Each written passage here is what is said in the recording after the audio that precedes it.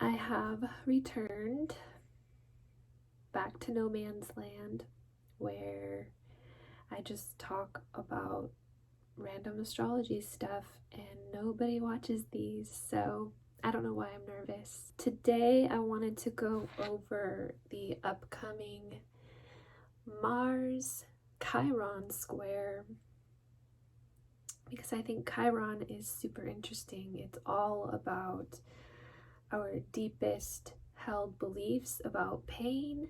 It's where we feel things hurt too much to continue. It really is our sense of disillusionment in the world. It's pretty gnarly.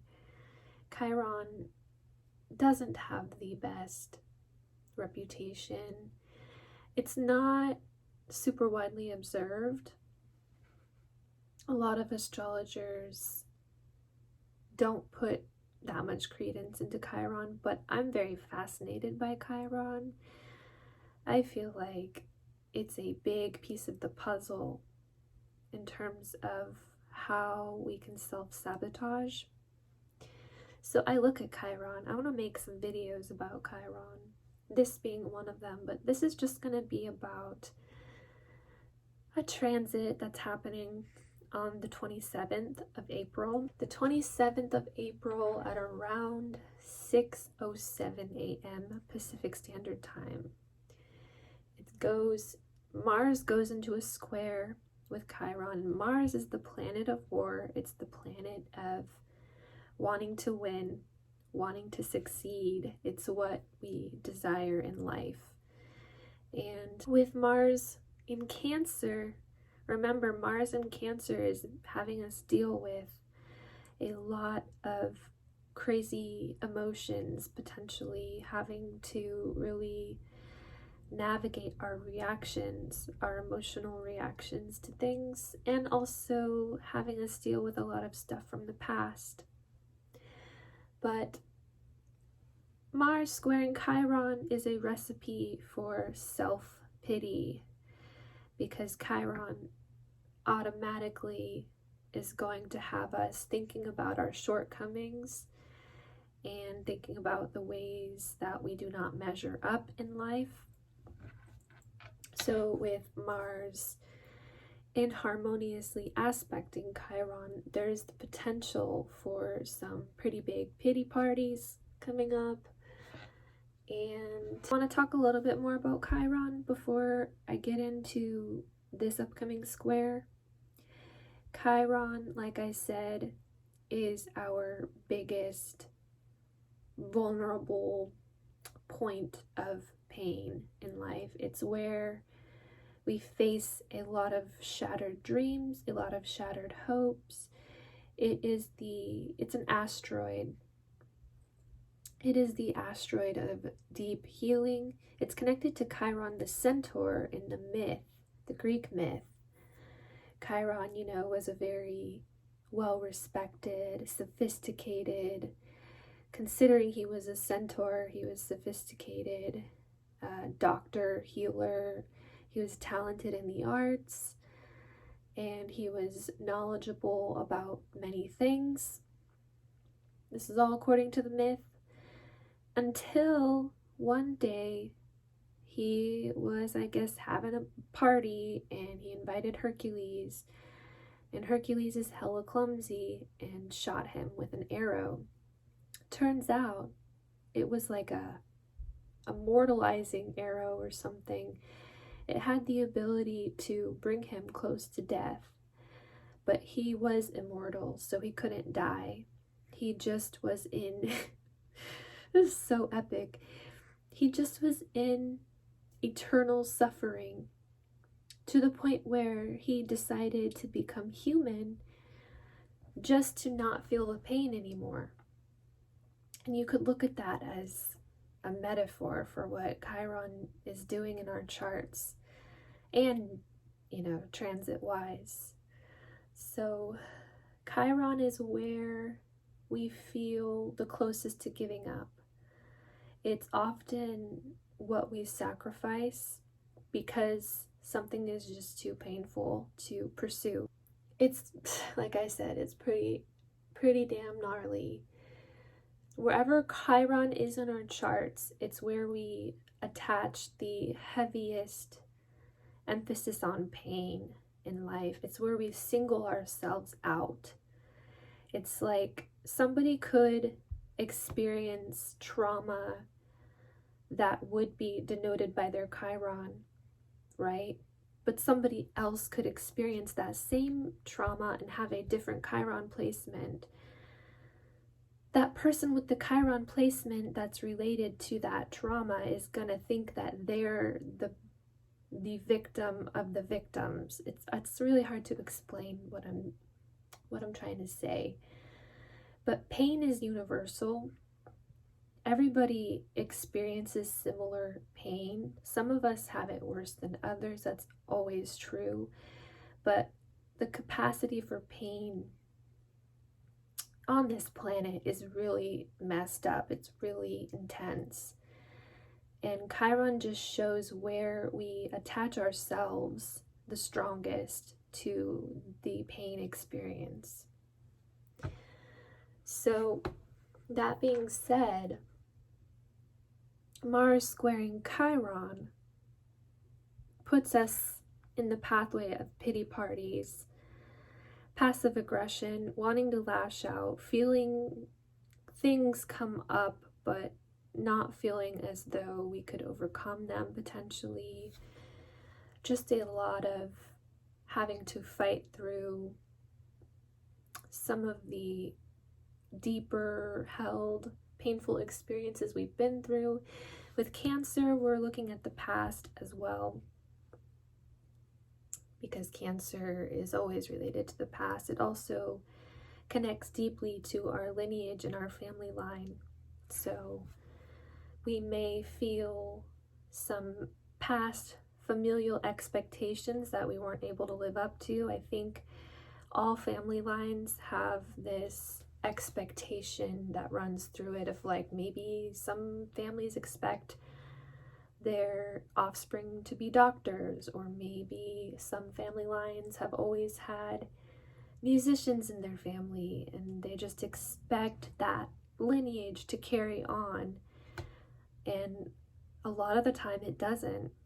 So we may feel certain disappointments around that family expectation, the feeling of just not measuring up to that, not feeling fully immersed in the family experience. That could come up. So with Mars, there's always the element of anger.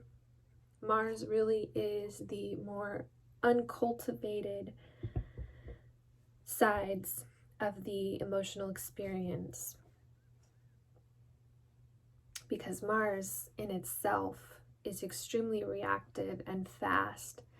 It goes headfirst into experiences before there's any time to really think about what that experience means.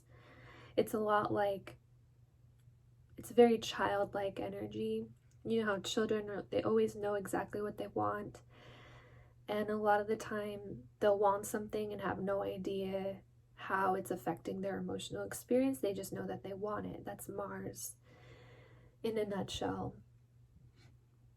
So just really feeling wounded in terms of what it is we've wanted, feeling wounded in terms of not getting what we want. That's very possible with the Mars Chiron square. And let's see, I'm going to read some of my notes. I know that's boring, but this is my show, so I can do whatever I want, right? Okay. I put Cancer is an energy that relates to the past, and so there can be a lot of past stuff that comes up around anger and victim mentalities, with the review being a cause for desiring withdrawal. So a lot of us have dealt with trauma in our lives, and every once in a while we're prodded to take a look at it. Well, during this transit, some of us will want to withdraw, pull back, isolate, deal with things alone, not want anybody's help, that kind of thing. It's like taking on the burden of having to be the warrior. That's really there's so much Mars stuff happening right now in astrology. We're really being called to be the warrior. And this is just another kind of difficult phase of that path unfolding, is having to weather through these deeply held wounds that are just enmeshed, so it feels, in our DNA. I'll reiterate, pains around lineage and family line are always a possibility when we think of Cancer, and so we may feel a renewed discomfort around familial expectations or be thinking of the ways in which we didn't accomplish family expectations. Yep. Okay, moving on.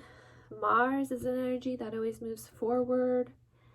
So the challenge for this aspect is going to be moving forward, not letting that difficult potential review of the past, review of family lineage trauma, or just trauma from the past in general, affect the future.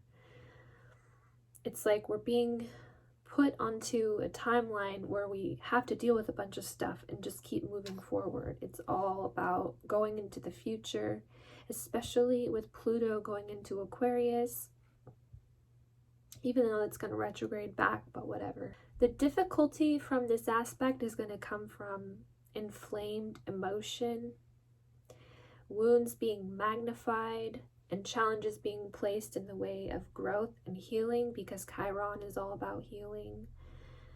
Really, what Chiron is trying to do is to get us to sacrifice the part of our ego that makes the pain so important. I know that's really weird sounding, but that's how I view Chiron. And Chiron is actually traditionally known as what we have the ability to offer to other people. It's like a lot of the time what we can't accomplish ourselves, we can help other people accomplish. And I believe it's just that element of sacrificing our attachment to the pain. Like if you think about it, the ego is going to say, no, this is for me. I need to accomplish this. This is my potential. I want to live up to it. But really, to be able to make that happen for somebody else would be letting go of that egoic perspective. But I'm digressing here. Chiron represents our innate talents and abilities before a time of invalidation or disillusionment. Yeah, because Chiron, in the myth, we're going to go back to the myth, Chiron was recognized as very powerful, very knowledgeable. He was, the top in his field, I guess you could say. He was an expert in medicine and had many talents, many facets of wisdom. And then what did he amount to in the end? He just was like, I gotta get out of here. I want to die. So it's so harsh. It's just so dark. But that's Chiron. It's like you experience a time of your ego being validated, and then that always has to come to an end after a while, I guess. So I think Chiron also kind of relates to falls from grace when I contemplate it. All right, now we're going to get into the aspects that are going to be happening when Mars goes partile in its square with Chiron. So the first thing that we have is Mars being in a sextile with Uranus. Uranus, the planet of liberation, evolution, mega change, unpredictability. So if you were to look at the keywords of this aspect, Uranus and Mars together, when they're harmonious, this is like an evolution of our motivation, like changing the why that we have attached to things that we want in a way that is very healing. Like maybe we've had something we've wanted forever, and we don't really evaluate the why as much. What is motivating us to desire these things? So with Uranus, it's going to come in and potentially help us develop new perspectives about what we want. And I said in my notes, the sextile can be viewed as a way out. It's like an opportunity.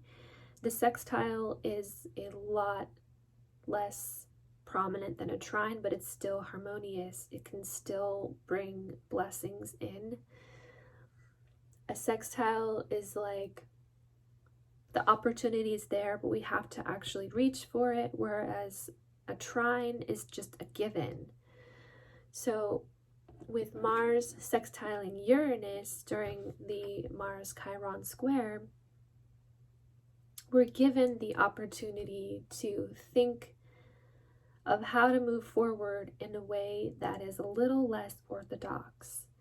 If we were to think of that one move that seems a little bit weird, or that one pathway forward that just makes a little bit less sense, I think there's a lot of growth that could be had. So I also said during the Mars Chiron square, we could find opportunities to change or evolve our motivations in life, or to recognize surprising new ways to motivate out of the struggles that come through this aspect. So motivate out of the struggles, it's like we're always stuck on something. And with this Uranus Mars sextile during the Mars Chiron square, I know it's very complicated jargon. Basically, we're given the opportunity to revolutionize the why. That's really as simple as I can put it. We always get kind of fixated when it comes to desires, and if we can think of a more evolved why, I think that's a good method of progress. Uranus is the planet of liberation and can thus show us a way out of certain unchanging situations that have to do with the things we desire in life, or that truly get us excited, as these are very Martian things. Uranus can change the way we move through life when it's in a sextile with Mars, albeit maybe in more subtle ways than would be if a trine were happening. So just basically changing the why, maybe changing some of the how as well. Then we have a Mercury-Mars sextile happening. So this is a harmonious connection between thought and action, which is pretty cool. And it's also being able to harmonize thoughts regarding conquering or overcoming. So being able to come up with new strategies for overcoming certain things. So I said in my notes, Mercury represents problem solving, and in a sextile with Mars, there's a possibility for really making ground toward what is alluring in life. Problems around motivation and self-starting, because this is a big thing for a lot of us. When the path forward lies a lot on our ability to self-motivate and self-start, I think that's a big thing that can be resolved. I know a lot of us have wounds around confidence and being able to just make things happen in life. I think that is something that could be resolved. A possibility for overcoming painful perspectives will be present. Aligning thought with action is a big thing with positive Mercury-Mars aspects. When it comes to Chiron, there's the potential to come out the victor over really confused or disempowered thoughts and perspectives. So really weak thought patterns that trap us into being victims of circumstances versus, hey, I got this. All I have to do is not let pain affect the future. But besides that, as a concept, I think we could really have the potential to feel how that's going to work, if that makes sense. Kind of like an aha here is a way to heal these more disempowered thought processes. So, moving forward confidently and out of the past should be the goal for this transit. Yeah, get out of the past. A lot of the astrology now is about getting out of the past, especially with Mars in Cancer.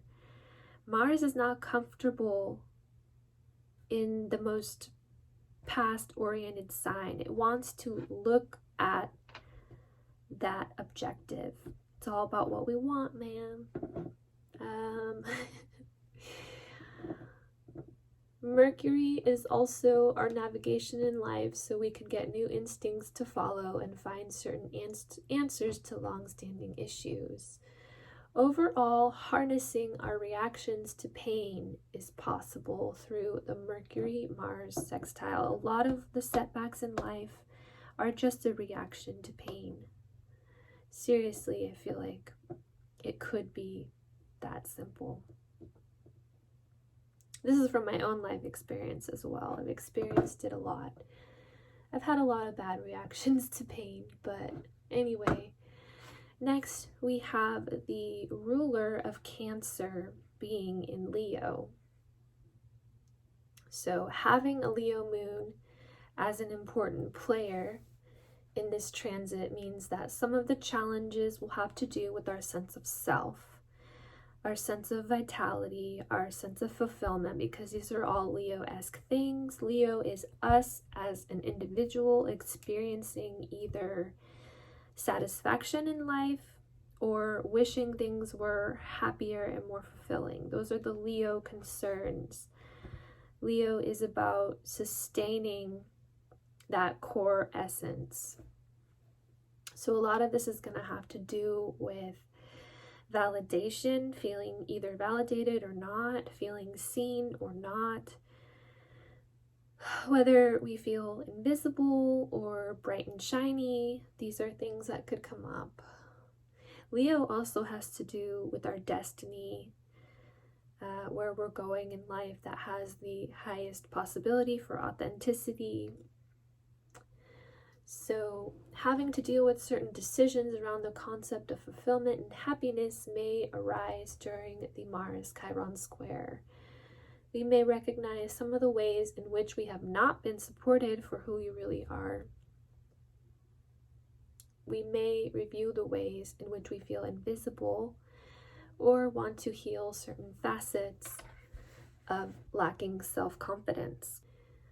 Addressing a lack of fulfillment without finding anyone or anything else to blame can be the biggest step forward through this challenging aspect. So a lot of the reasons we're unhappy has to do with our sense of self and its attachment to the world around us. I think the Mars Chiron square is going to bring up a lot of desires to find an external source to blame for certain problems or issues, and the challenge is going to be to step out of that.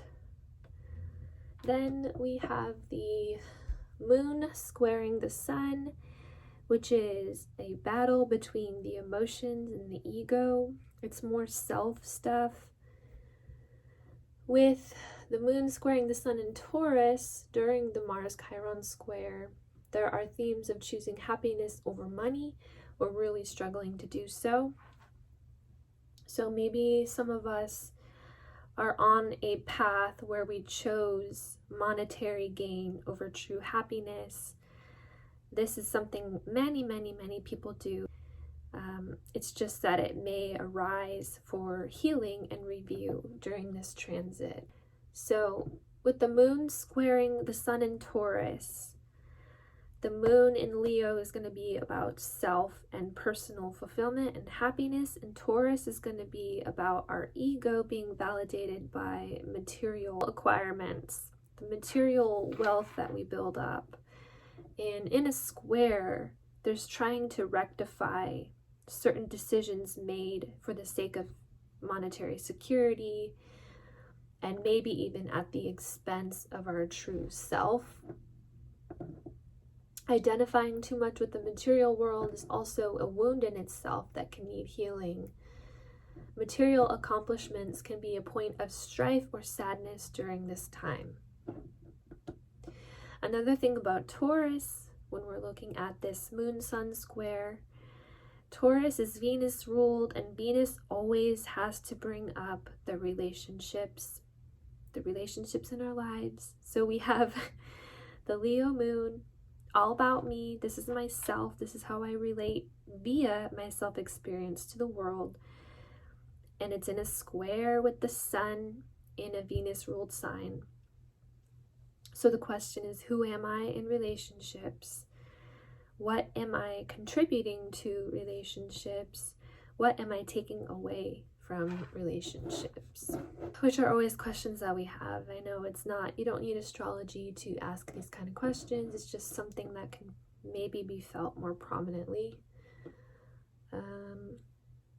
We could potentially feel insecure regarding our contribution in relationships. So what am I bringing? Am I good enough to be with you? That kind of thing. Wanting to fix our experiences in relationships as they relate to our own sense of self-importance could be something that arises. So the value that our relationships bring to our sense of self could be something that comes up. Then I only have 2 more left and I'm almost done. I'm almost out of here. Now we have the moon opposing Pluto when Mars goes into its square with Chiron. I know that's confusing. I try not to use too much jargon, but it's impossible not to at times. So many of these aspects I've been covering on my channel, I feel like involve Pluto. I'll keep saying it, the astrology now is evoking so much change. It's like a slow burn. It's just really pushing us to have a reset in life, one that actually is filled with observable progress. But this moon opposite Pluto, it's here to change how we feel about ourselves because of that moon in Leo. So this relates to the things we're proud of in life, which goes back to Chiron, because Chiron is like, hey, I was once good at these things. I used to be really cool, but then I got hit with Hercules' arrow, and now I'm really lame and I want to die. That's the story of Chiron. It's like the things we could be proud of, but we're just too mopey to really appreciate what there is to be proud of. But the moon in Leo being opposed by Pluto could bring up some transformation regarding pride and ego and stuff like that.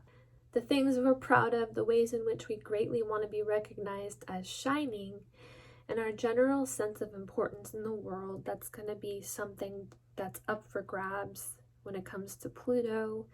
Pluto comes in and changes things on the deepest level possible. It's not like Uranus, where Uranus just blows shit up and then leaves. It doesn't really try to structure things as much. It's really the great experimenter, but Pluto causes change that gets down to the cellular level. It causes change so that truth can emerge. It's an exposer. So with the moon opposing Pluto, we could see some of the darker elements of the ego emerge.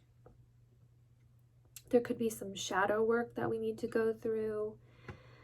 And we might start to recognize the ways that we self-sabotage. Like a lot of us just sabotage perfectly good things and we don't even recognize that we're doing it. That's the kind of stuff that Pluto likes to expose. And when it comes to the moon in Leo, it relates to our deepest ties to self, which includes how we set ourselves up for success. So we might start to see our shadow side come in to be recognized. So we might start to see the ways in which we get in our own way and the ways in which we prevent ourselves from being authentic and real. Because Pluto also comes in to expose fake stuff. So what are some of the ways in which we've been pretending this whole time? What are some of the ways that we've been really fake and putting off truths about ourselves that we don't want to see because they're not necessarily very happy?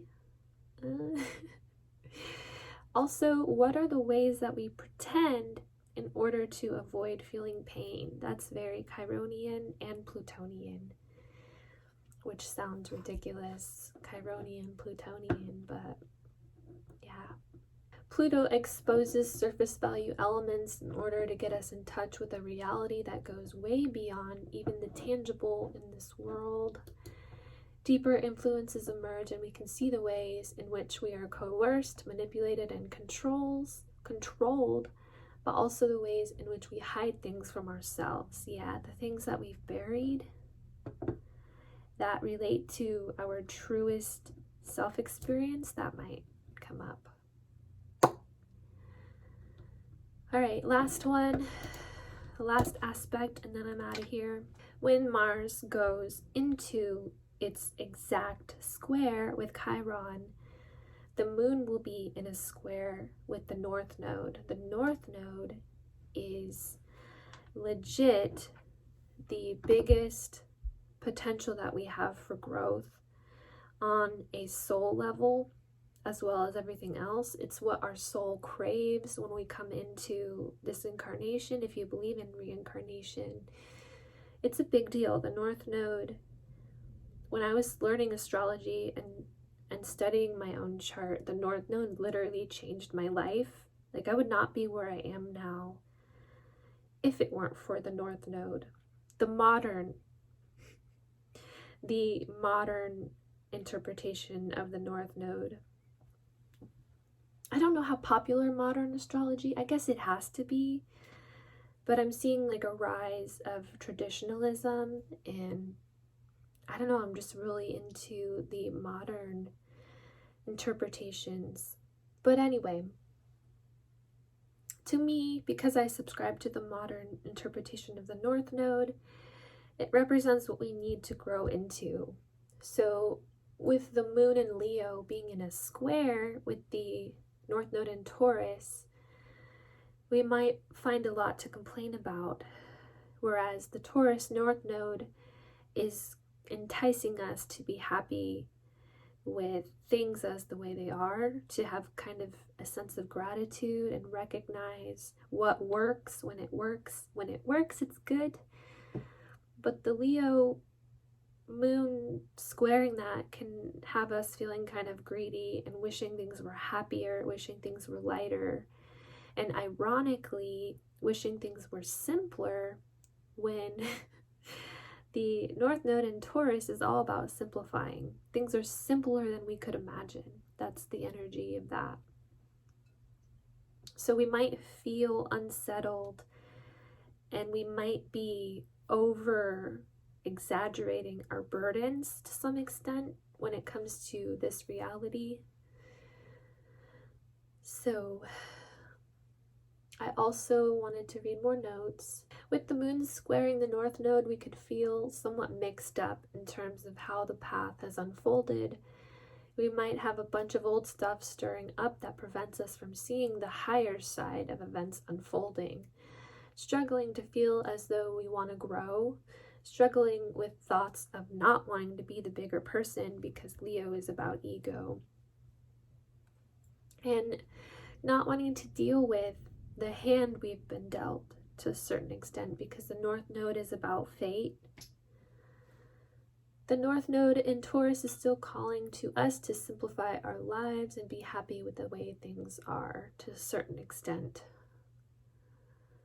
So that's everything. That is my take on the Mars square Chiron aspect that's coming up. I want to start doing short videos, like literally doing shorts. I think this channel would get some more views maybe, but it could just be that I'm boring as F and nobody wants to watch this, but you know, whoever made it this far, thank you. I appreciate it. And I will be back with more videos talking about some more stuff. I have some stuff that I'm working on. So, all right. Thanks.